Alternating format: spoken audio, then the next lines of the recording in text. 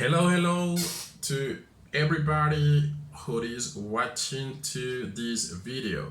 First of all, let me introduce myself. My name is Darlin Andres Moreno Quiseno. I'm 29 years old. I'm a student of foreign languages, in this case with emphasis in English. And well, throughout this video, we are going to introduce the subject that we are currently in, which is foreign language acquisition. Well, let's get started. So basically, this is a methodological course, all right, which is part of the path of the practical component of a bachelor's degree in English.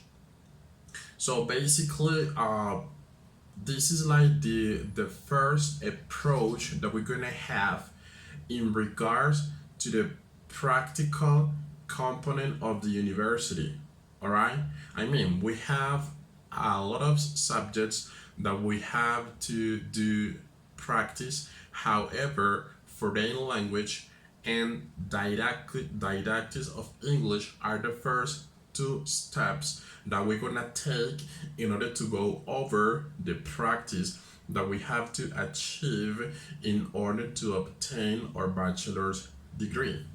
So basically, this is like a short description of the course. I mean, it will really help us now. I mean, the activities that we are going to share through this video, or what we are going to do in this activity, is something that it will really help us in the future when we become teachers. Everything that we are going to do throughout this course will help us a lot.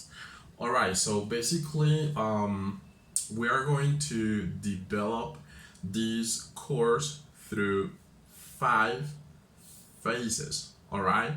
And the first one is the recognition activity, which is what we are doing right now. So in this first phase, what we have to do is to record a video where we are going to talk about a course and its characteristics, its particularities, and everything associated to the course. All right.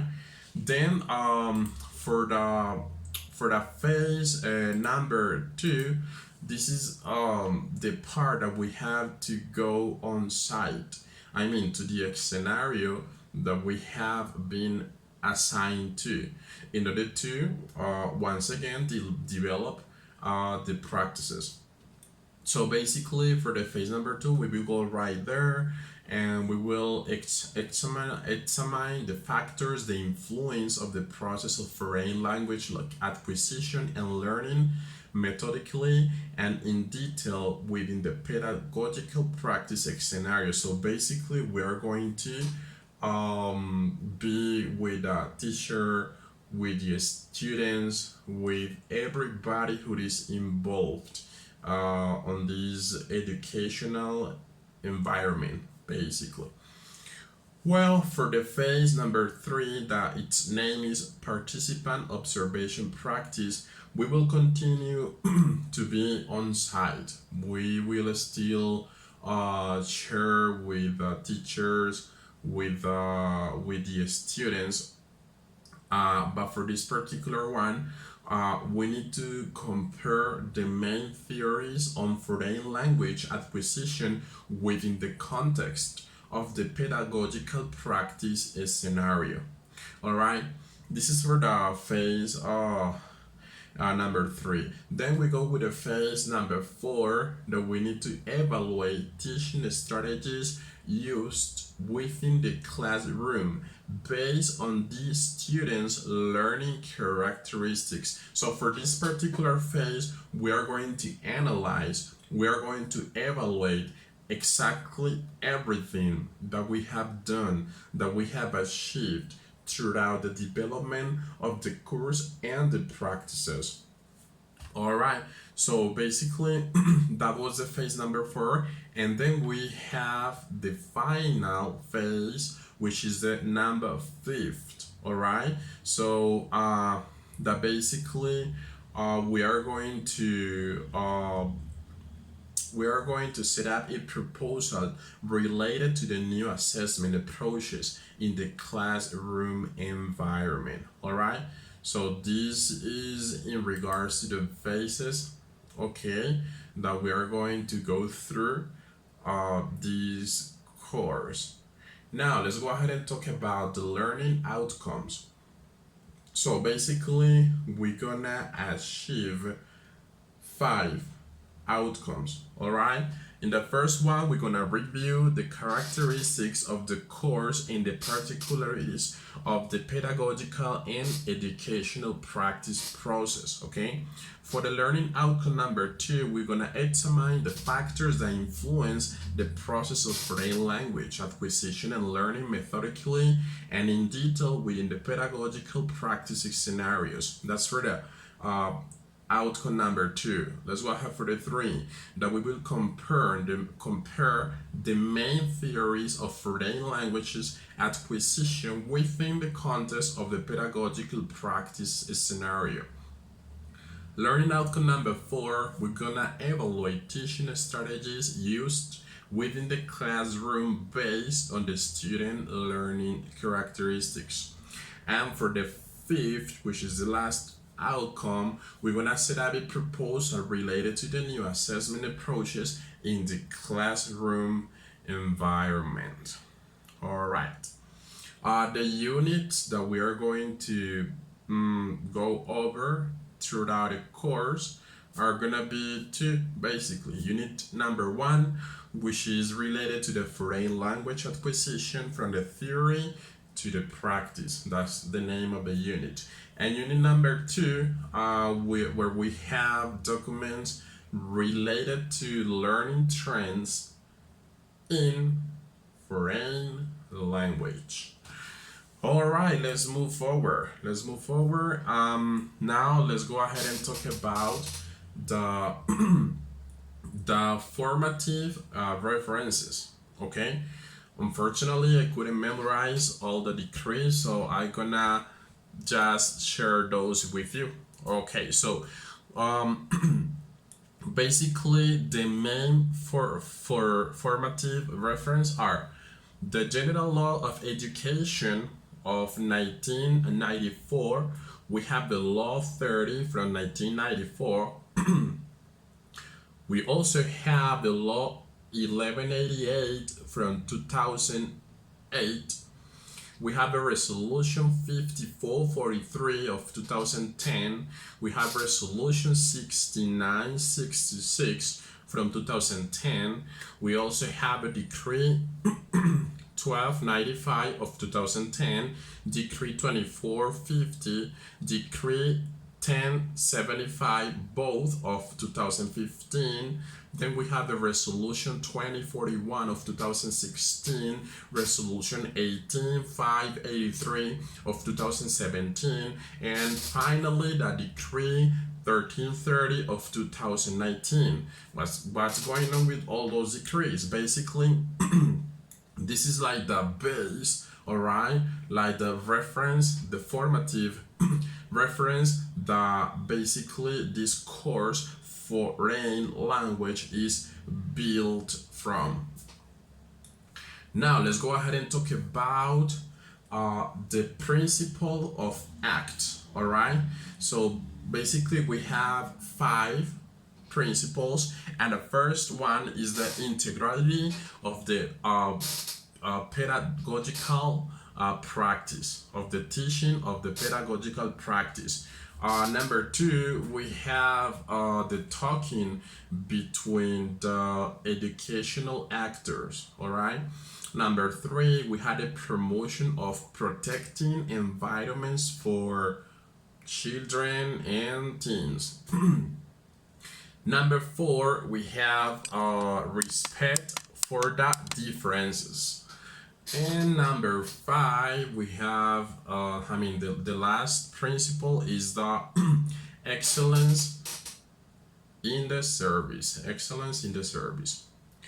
All right, let's move forward. And now let's go ahead and talk about the programs that we have in La UNAD, in the ECDU. So we have some bachelors like children pedagogy. That's one of the bachelors. We have ethno education. We also have math bachelors. We have, well, the one that we are currently in. I mean, foreign languages with emphasis in English. We also have philosophy.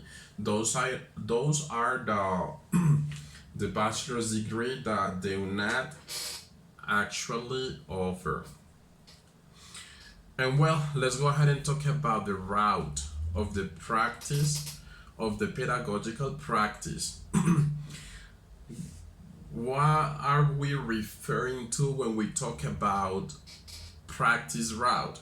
Well, that's basically, as its name says, the route that we need to follow in order to achieve, in order to accomplish the pedagogical practice that as UNAD students we have to complete. This is very important to take a look, a deep look onto this route, because if we don't, then we are going to select the wrong subject.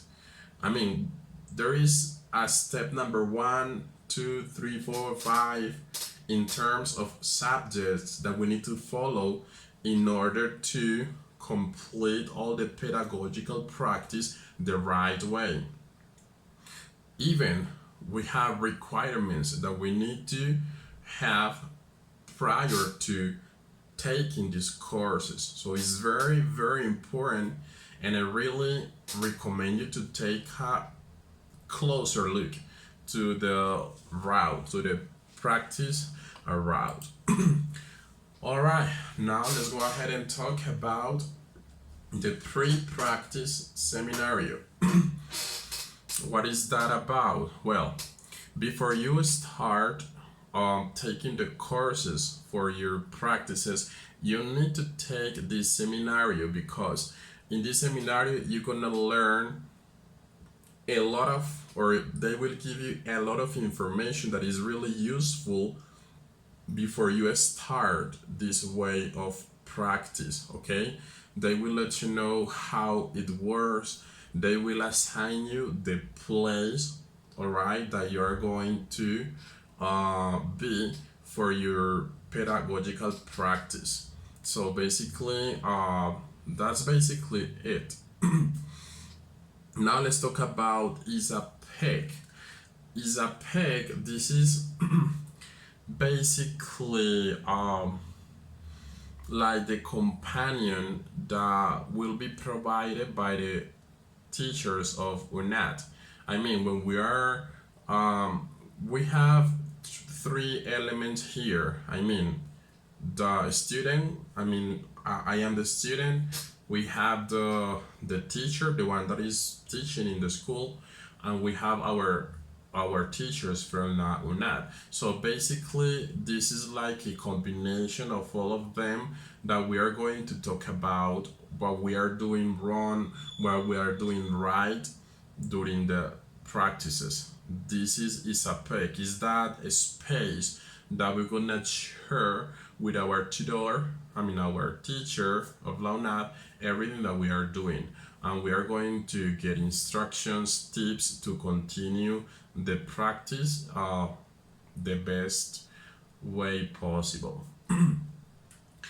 And well, last but not least, we are going to talk about a simulator that basically this is like a digital resource that really help us to better understand the practice process. I mean, if you prior to going to the a scenario where you have to do your practices, you can utilize this tool. I have done this, by the way, and it really help you out before you go on site, because through this simulator, you're gonna have some details, some instructions, some tips that if you take those as a reference, once you go to your scenario, this knowledge will help you to better understand and to do everything